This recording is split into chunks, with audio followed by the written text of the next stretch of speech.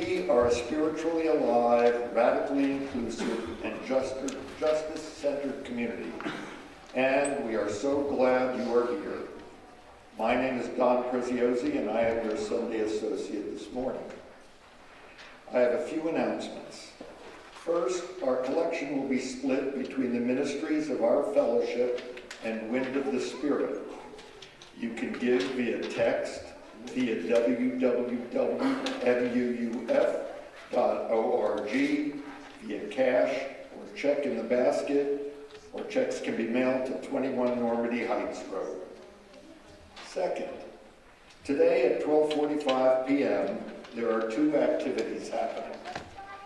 The meditation group will be meeting in room 205, and the lunch bunch will be meeting at Nona's Restaurant in Florham Park. Third, Reverend Alison and her family are hosting our community Passover Seder in person once again. It will be Monday, April 18th, with a 5:30 p.m. gathering time, and it should be over by 8 p.m. We will provide a simple, delicious dinner and share the story of Passover.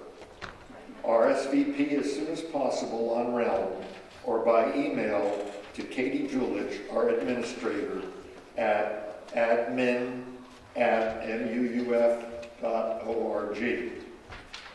Finally, I invite Candace Donaldson, the chair of our annual budget drive, to come forward and share a kickoff message.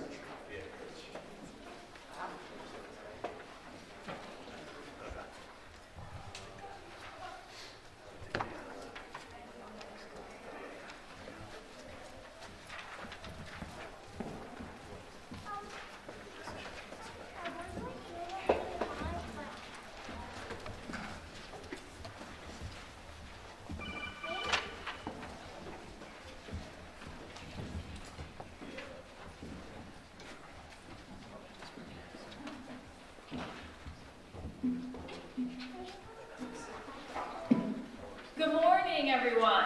Good morning. Good morning. Good morning. I have a question. And in response to my question, you'll have to clap, because if you raise your hand, I'm not going to know. So, how many of you own an Apple Watch? Not that many, right? How many of you would like to own an Apple Watch? That was a few more. Anybody else? So here's the thing. This year, the annual support drive is going to be having a raffle for a new Apple Watch.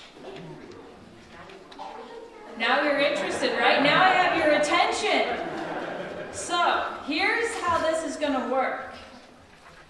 If you get your pledge for the 2022-2023 annual support drive in by May 1st, you will get one entry into the raffle. How does that sound?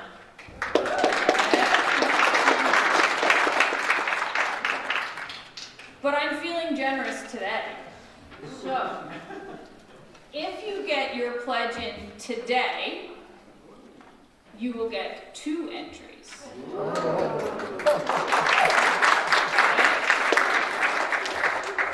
So I encourage you to get it in today. You can do it here in person after service. All the pledge letters and cards, the packets will be available, or you can do it in Realm. It will be open in Realm after first service. Okay, so those of you out in the virtual world with us today, you are still able to get those 2 entries. Is that today by midnight? Is that what you're saying? That is today by midnight, yes. Yes. So if it's dated today in Realm, or if you give us your card here in person today, you will get 2 entries. After today, you get 1, as long as it's in by May 1st. After that, you don't get into the raffle. That's disappointing, right? So one of the things I wanted to mention while I was here is the difference between annual support drive and deeper roots, wider wings moving forward. Because this is something we get a lot of questions about and there's a lot of confusion. So, the annual support drive is what we run once a year. And the funds that we collect or that are pledged to be collected within that year, that goes to the general operating of our fellowship. That includes our day-to-day running, right? So our electricity, water, all those regular bills, staff salaries, right? So the fact that we can have Stearns, Katie, Reverend Alison, Nick, right? RE, that supports all of that.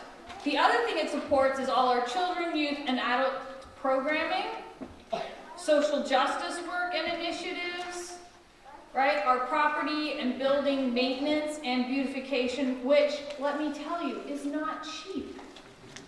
To keep our beautiful parking lot and our property clean and looking well, removing the snow costs an astronomical amount, but it is what it is, and we love our property and our earth, so we must support it. It funds our religious education as well. This year, our goal is, this year we've been able to update and upgrade our technology so that we can have a wider reach and greater impact. Our online and virtual presence is growing, and we're able to spread our message of love for the earth and all its inhabitants. I don't know, for those of you who are here today, if you noticed, but our new cabinet for all our AV equipment is set up, and we have a much better setup, and our equipment has been upgraded.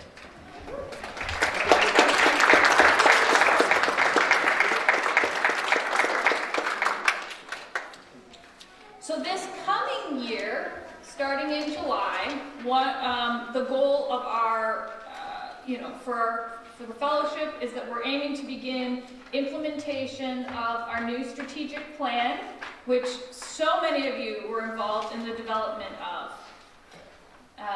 We want to keep our staff salaries at a competitive rate and, within the recommended rates according to the UUA. We want to continue work on the 8th principle, and we want to increase our religious education and programming for children, youth, and adults. So after service today, when you come out to the Great Hall, we'll be set up there with all the pledge cards, so please come and pick up your card. As your packet, take a look at it, consider it. Everyone, there is an ask, of course, but we ask that you give as you are able of your treasure, but also your time and talents. We have a lot of volunteer opportunities also available, and if you're interested, please reach out to leaders of the fellowship, whether that's board members or other group of leaders. If you have any questions, feel free to reach out to me. I'll be in the hall after service, but you can also always reach me by email at stewardship@muuf.org. Thank you so much.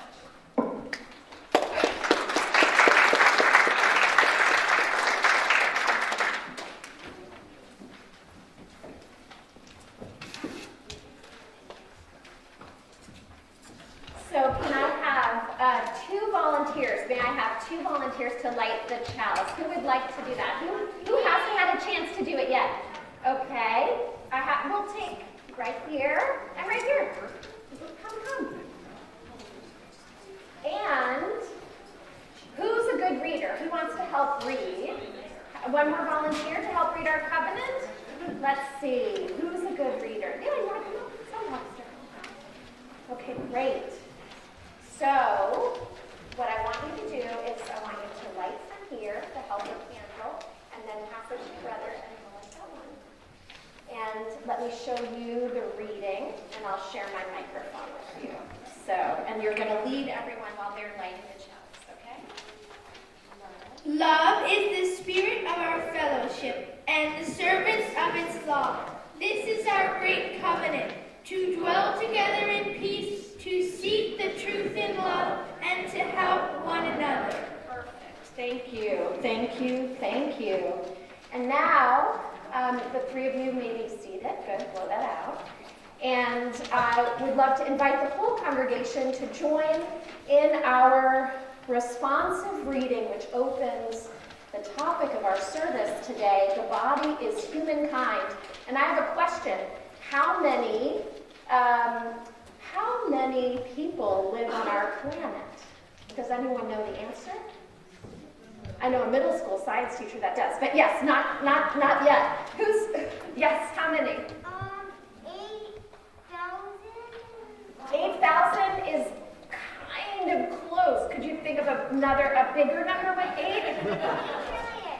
8 what? 8 trillion. Trillion, maybe a slightly smaller number.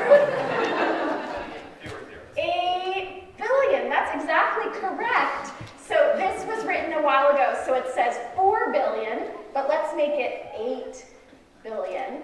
And Don and I are going to lead the left and the right side of the room. So we will read the first lines, and then Don and this side of the room will read the italicized lines together, and they're right behind me on the screen or on your computer right in front of you.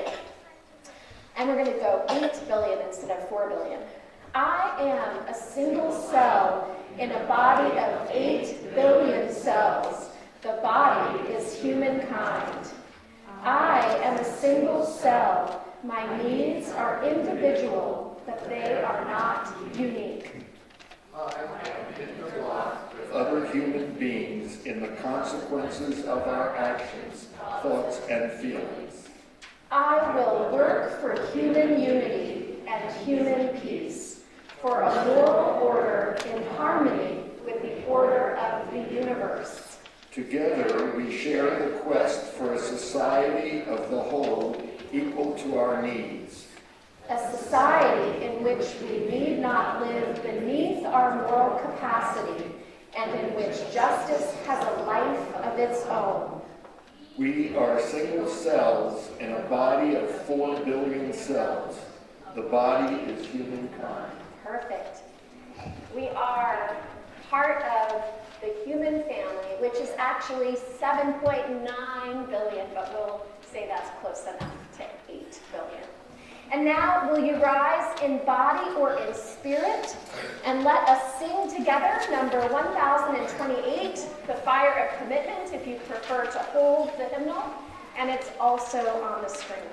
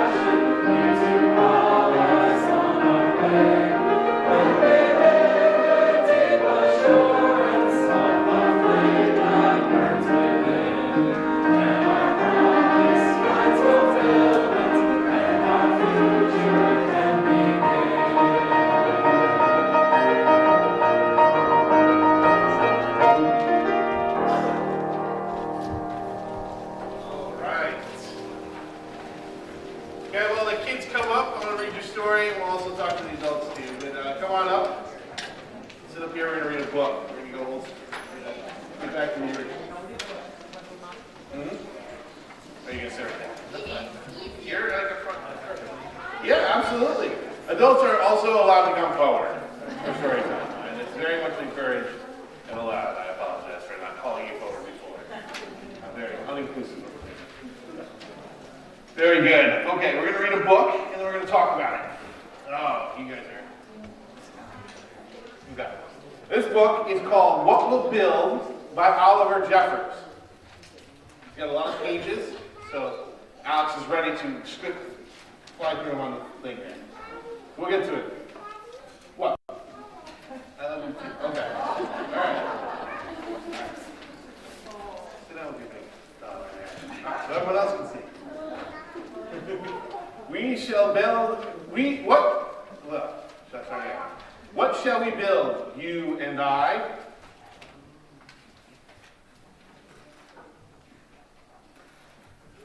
Let's gather all our tools for a start.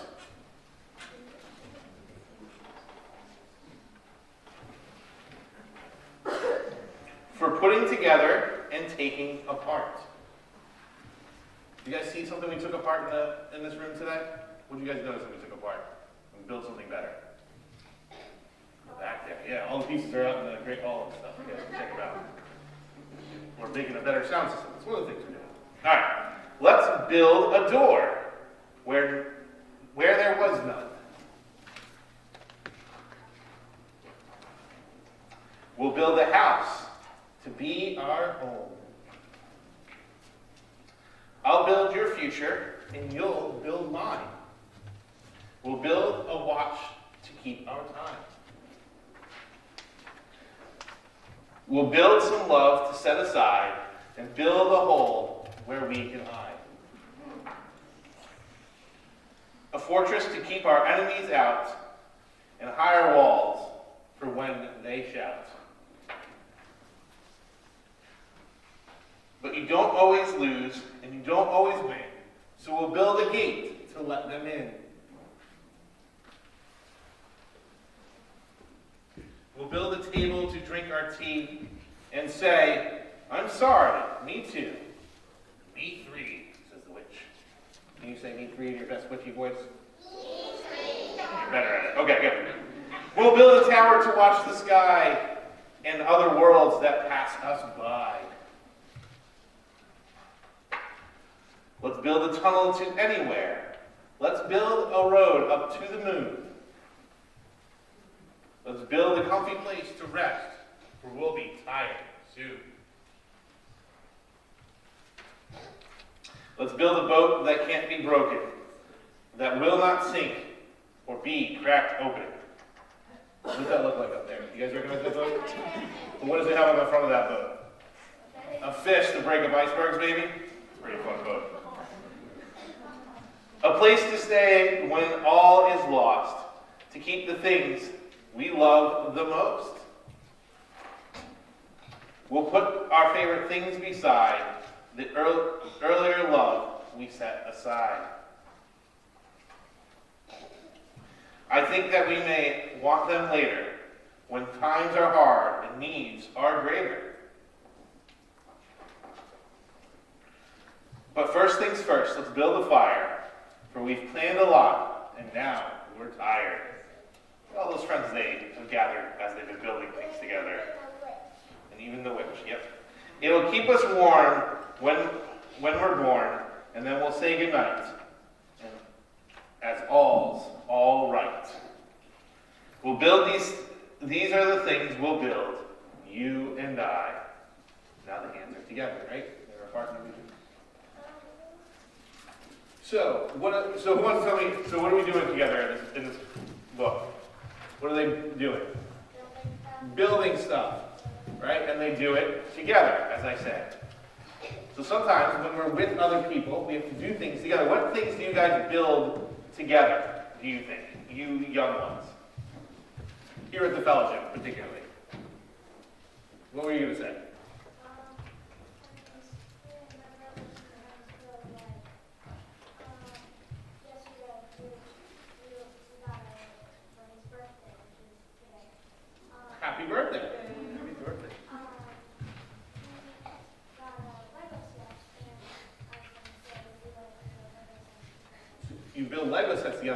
we do that in our house too.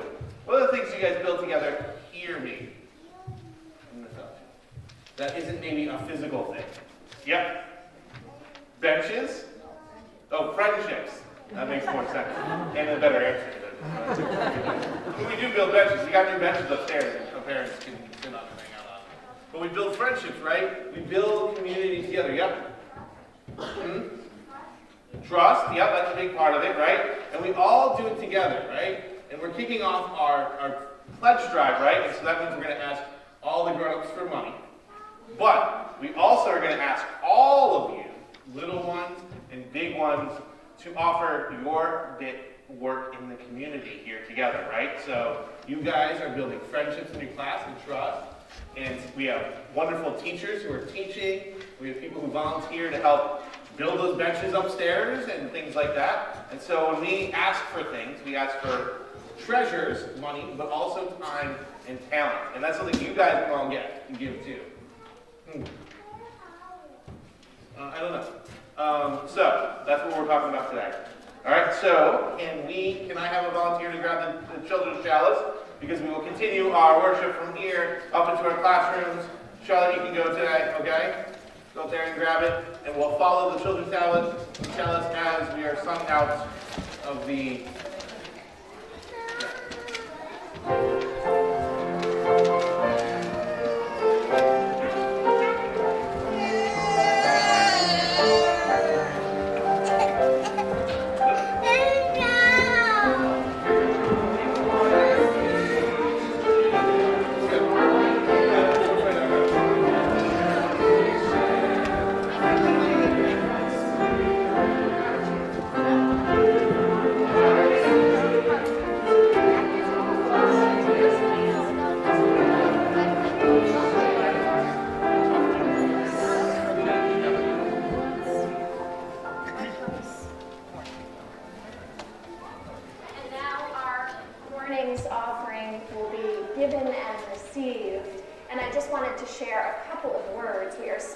Splitting our offering this week, as we do every week, with an organization of service or justice beyond our walls. And today we're splitting the collection with Wind of the Spirit, an immigrant advocacy and resource collective in our community that is making a big difference in the lives of so many residents here in Morristown, Morris County, and beyond. So thank you for your generosity. It makes a difference.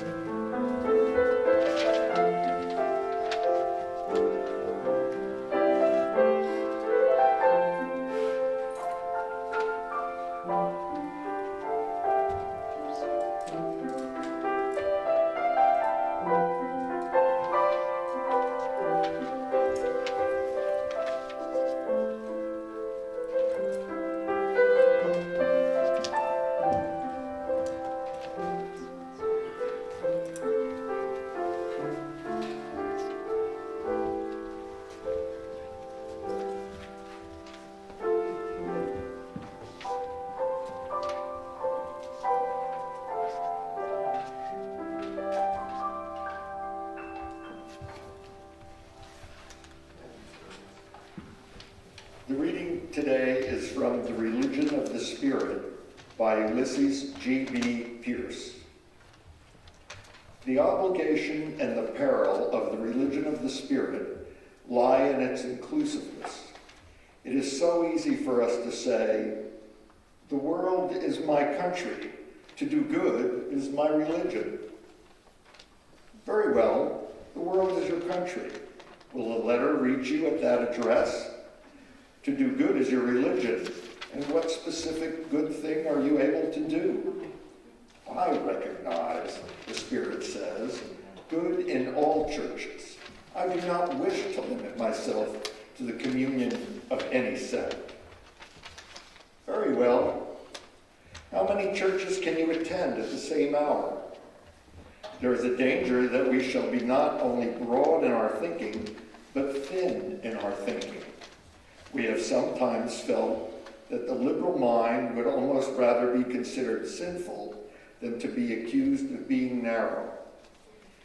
I think the word narrow with us takes the place of the word devil. Our chief fears of being narrow, the thing we need not to have any fears of being narrow. The thing we need to fear is being shallow. We do not need so much latitude in our faith as we need longitude. We need to get our bearing, to know what we are, and to know that we are a body of free-thinking and free-worshiping people.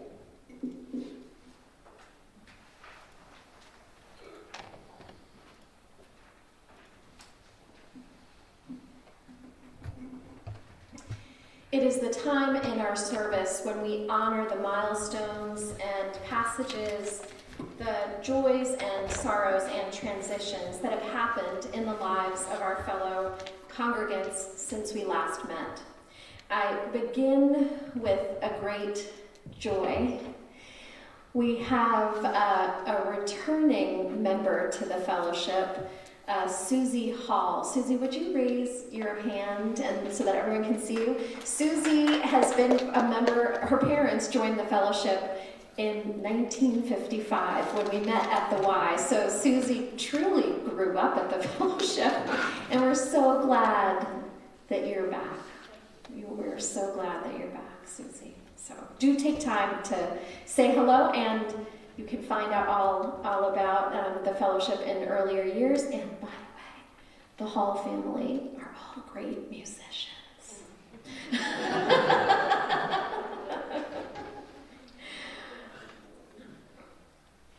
I also want to share about 2 upcoming memorial services. You may remember that we lit candles, one for Ilya Evans, another person that grew up at the fellowship who passed away from a devastating car accident at 31 years of age.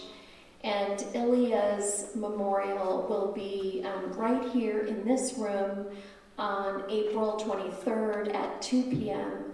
And of course, we will also be broadcasting on Zoom as well. So everyone is invited and encouraged to attend.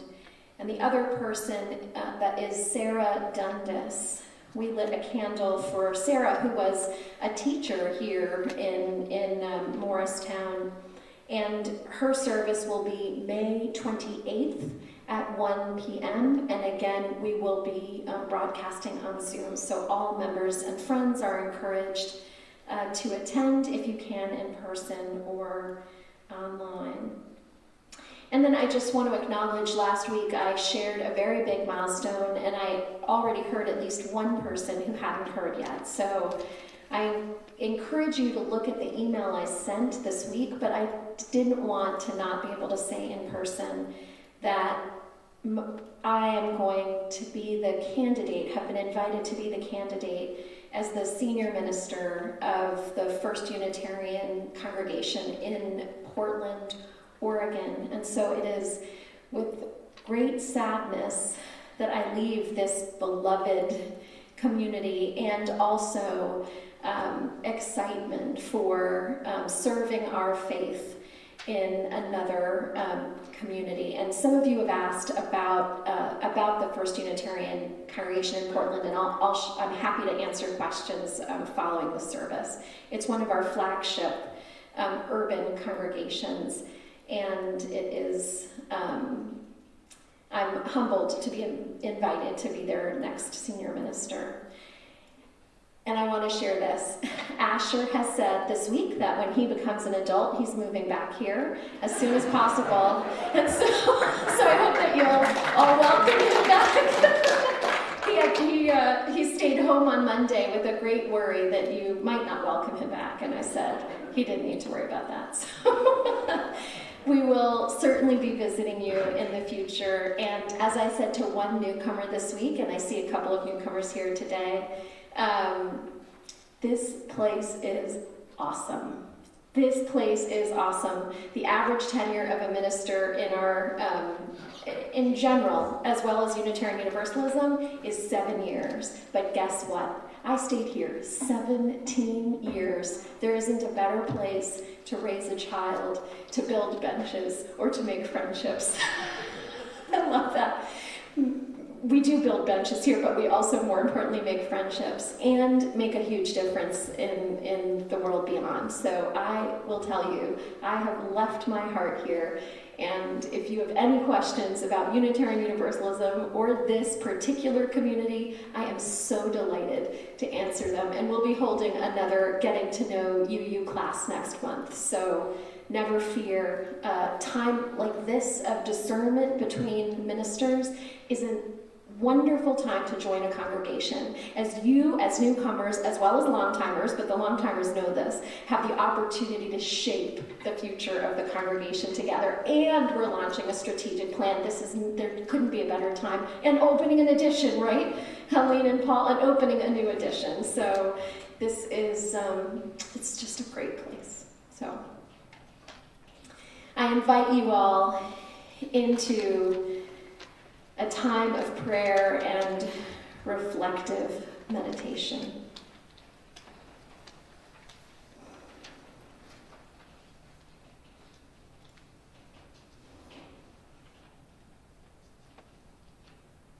Spirit of life, Spirit of an abundant love, flow in us and through us and among us. And allow us to hear the whispers of the great cloud of witnesses, the siblings in faith who have tended this community before us and are now departed. Let us celebrate their stories and deeds. But let us not rest on their laurels, but rather be a congregation of the present and the future that continues to make love visible. Right here in one another's lives at this particular address, as well as right there online with friends and members who are everywhere around the globe, all the way from Japan to New Jersey. Help us to become a people who know that there is strength in vulnerability and in recognizing that the only path forward is to cast our lot in a community grounded by faith, a faith that what we build together matters, and that the hammering and planks we lay this day shall lead to the flourishing of children, youth, and adults in an expanding, inclusive community where none are left out of God's love or human grace. All these things and so many more are our prayers, our meditations, and our yearnings. Amen, and blessed be, and may it be so.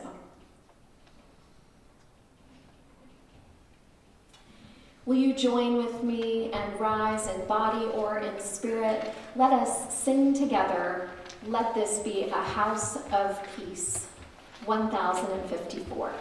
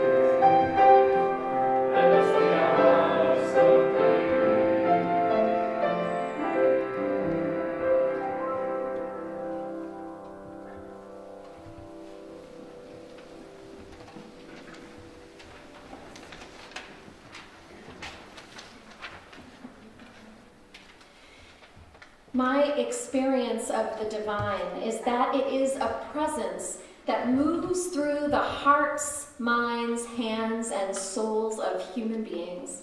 It is that which is greater than all of us, and yet present in each one of us. God is the love which transcends the boundaries of our individual lives and knits us together in one human family. Or, if you prefer, our moral conscience is the love which transcends the boundaries of our individual lives and knits us together in one human family.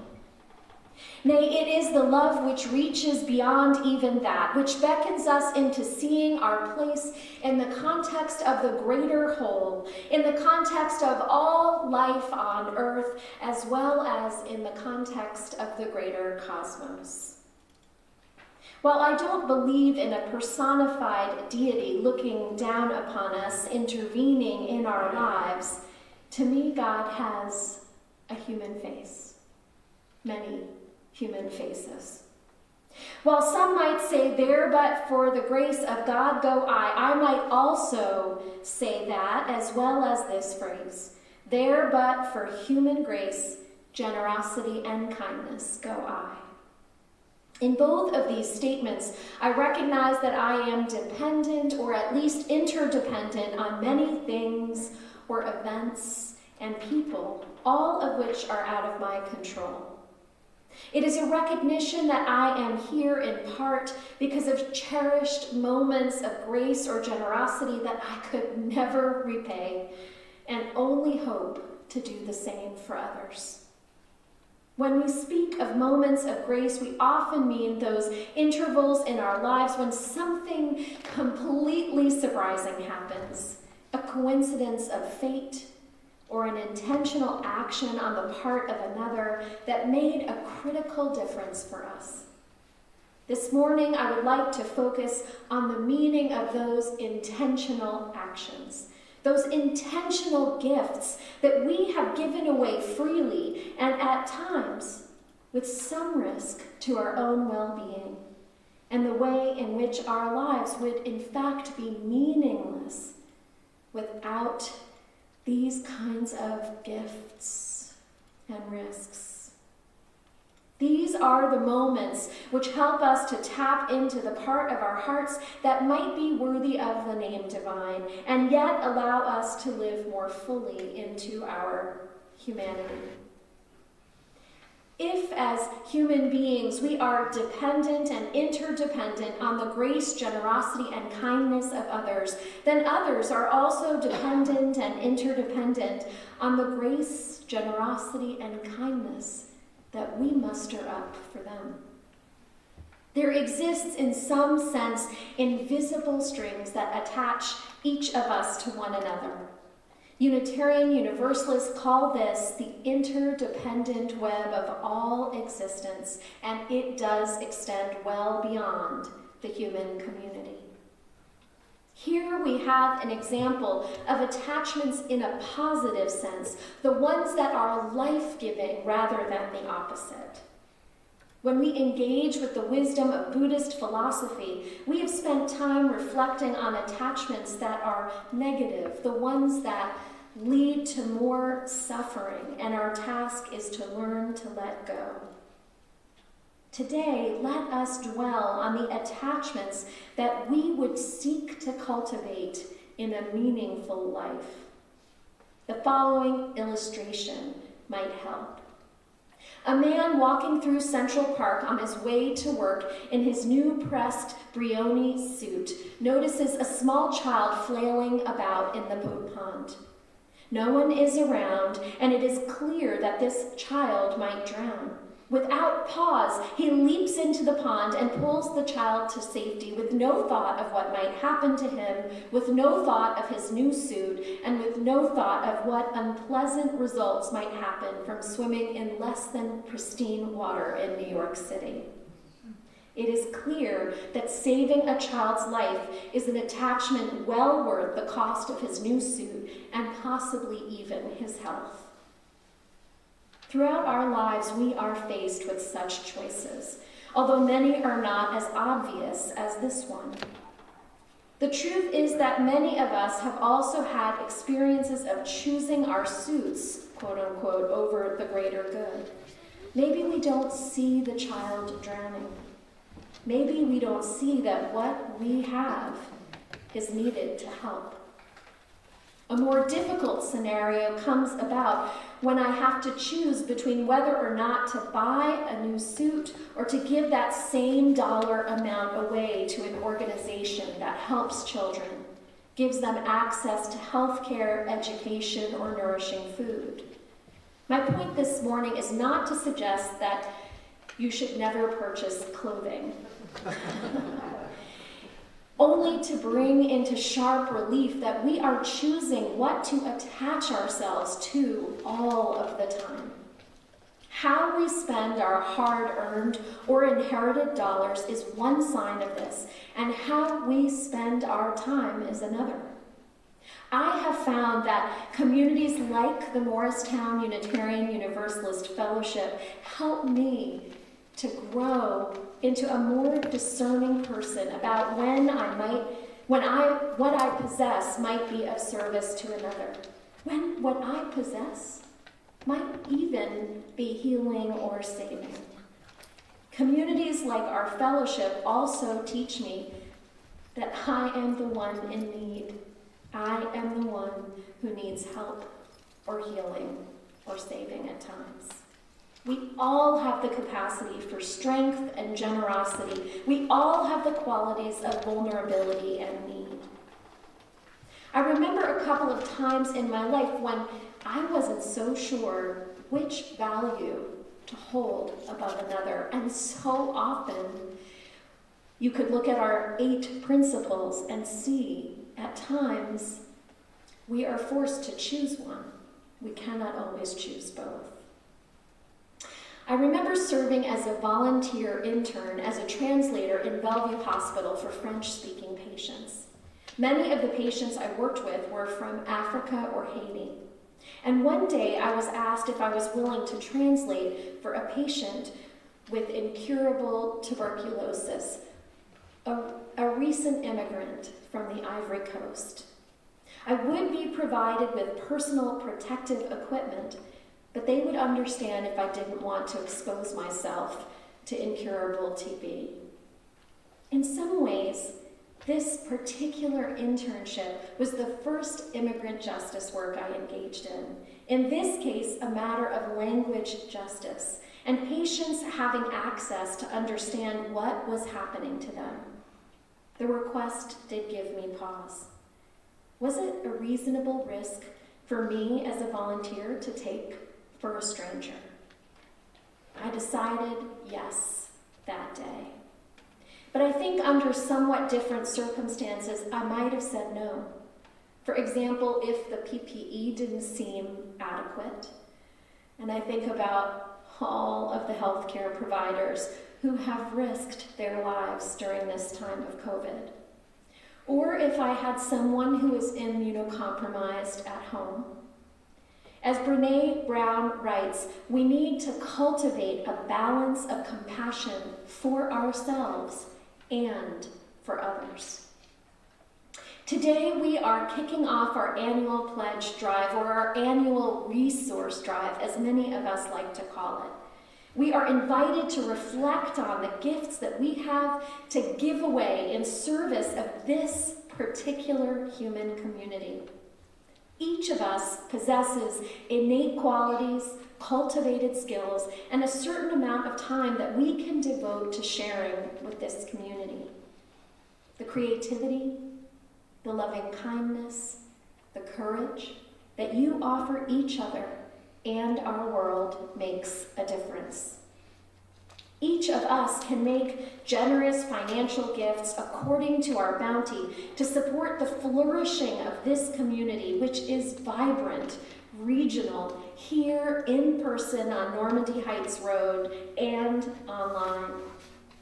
The financial generosity that you share with each other fuels our ability to live out our values together here and throughout our county and beyond.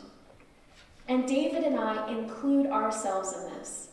We have also made a generous pledge every single year we've been with you, and we're on our 3rd capital campaign pledge. What we offer one another makes a difference, fueling the present and the future. Our collective gifts of time, talent, and treasure. That's why I like Resource Drive, because some people have abundance of all 3. Some people have an abundance of time, some have an abundance of treasure, and some may not feel like they have an abundance. But I'll tell you, when our Board of Trustees has to cut even the smallest line, it can be painful. We need gifts at all levels to build this beautiful community. Our collective gifts of time, talent, and treasure co-create the Morristown Unitarian Universalist Fellowship. And if you are here for the first time, Enjoy this message, but we're not asking you to pledge today. But you might consider a donation in the basket. Our congregation is not a building, although the building is an important vehicle that carries our community forward. Our congregation is the gathering of people and what they offer one another and the world in service of love. This is a place where we invest in relationship.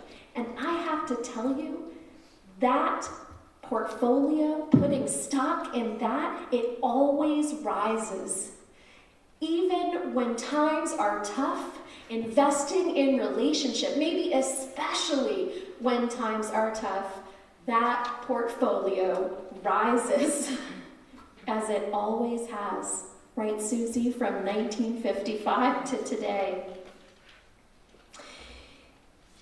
That is the only certainty we have, friends, is relationships. If the pandemic has taught us nothing else, once again we witness how interdependent we are as human beings. None of us alone can build peace, promote health, alleviate hunger and homelessness, educate our children and ourselves as lifelong learners, develop spiritually, or unlock the gifts of love. We can only do this in community and with particular communities. As the Unitarian minister Ulysses Pierce, the chaplain of the Senate and the once minister of All Souls in D.C., wrote in the reading this morning, we need to ground our good actions in specific communities of practice. Otherwise, doing good is a meaningless abstraction. This is the place where you and I are invited to turn loving kindness from an abstract virtue to a lived reality. This is the community with whom we practice taking risks together to build the beloved community, where we don't hoard power and treasure, but rather practice sharing them with one another and discovering together that another world is possible, one that is built on embodying an ethic of risk for the sake of love and liberation, for the sake of what we could become. You might have heard the story of a very wealthy man at a day just like this, at a pledge drive. He stood up and testified from the pews that he was very rich. He said, I am very rich, and I attribute it all to the blessings of God in my life. I remember when all I had in the whole world was $100, and I knew I would risk it all for the sake of God, for the sake of our work or nothing at all. So at that moment, he pledged all $100, his entire savings, to God. And he shared, I believe that God blessed that decision, and that is why I am a rich man today. There was an awed silence that someone with so little could give so much. But then a wise, older woman sitting in the same pew said loudly, I dare you to do it again. Okay. I'm not suggesting you risk everything you have. Again, a balance of compassion and love for yourself and another and others. But we are being asked to reflect on what might be a generous portion of what we have for the sake of what we can co-create together. As you've often heard me say, you're invited until it feels good, until it feels generous for your circumstances. And again, we need gifts of time, talent, and treasure at every level of giving.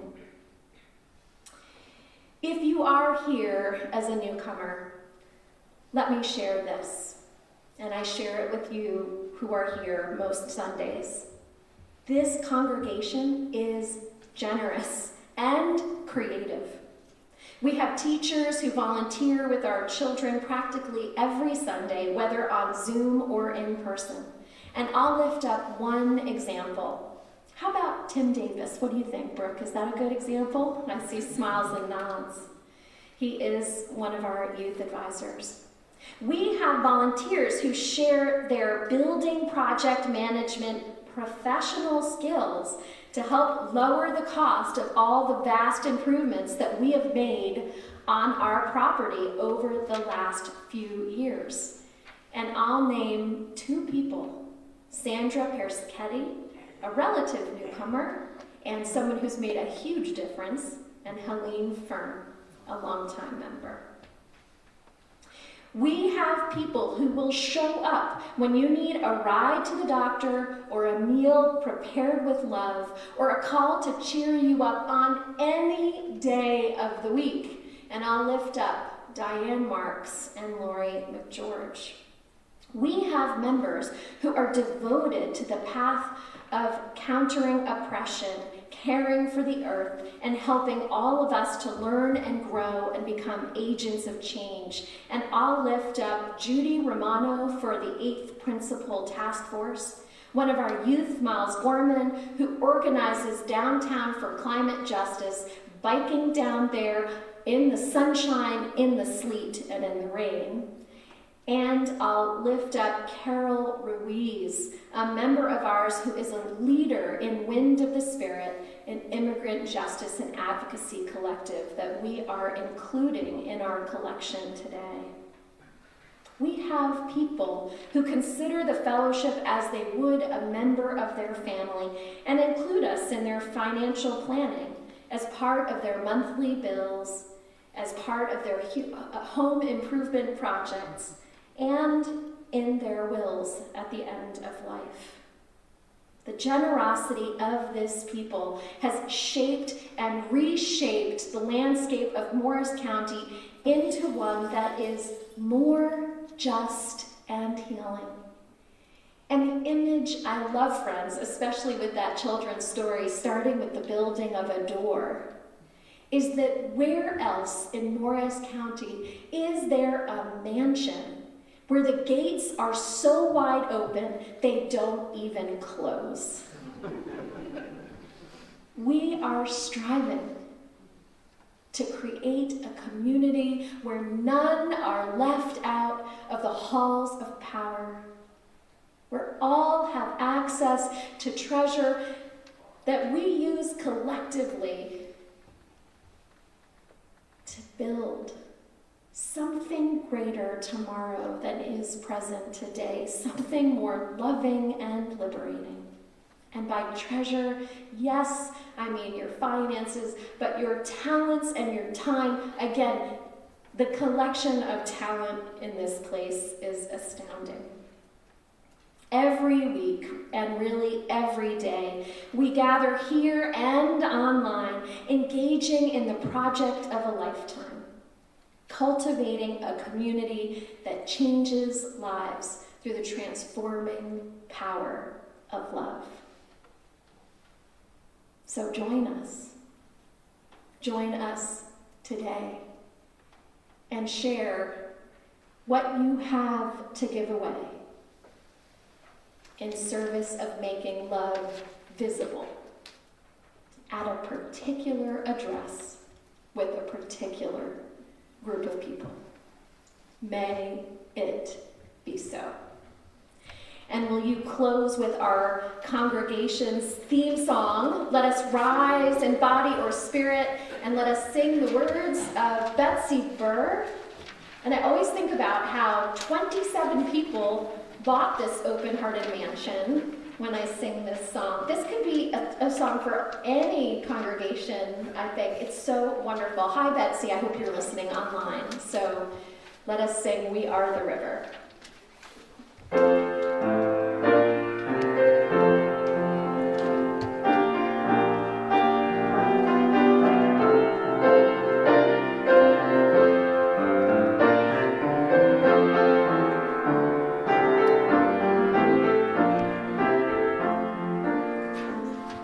We started out so small, we were hardly there at all.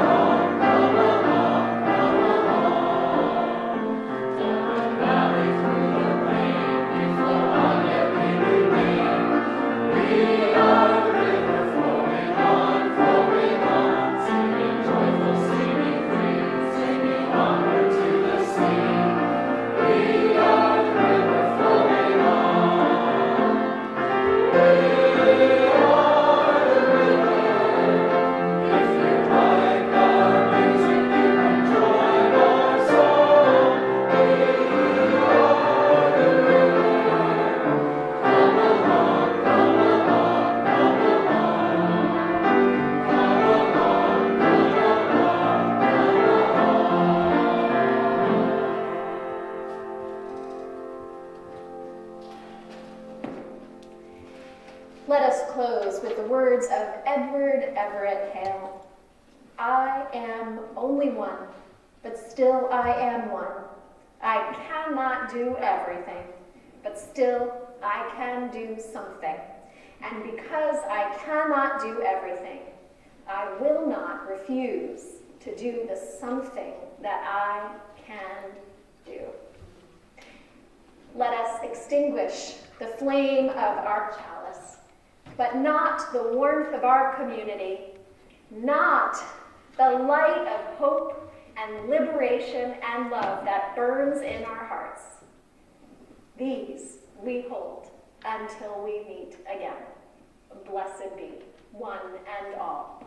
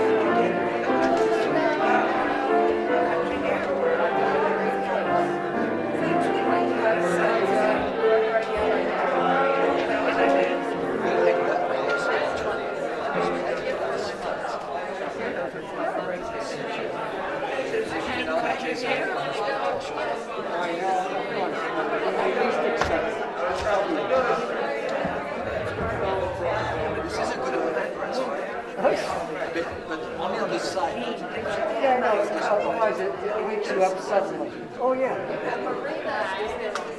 Busy yesterday?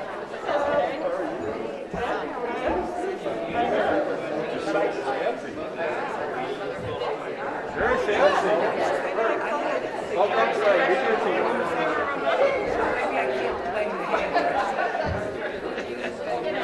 Right, that's all fancy. Yeah. There you go.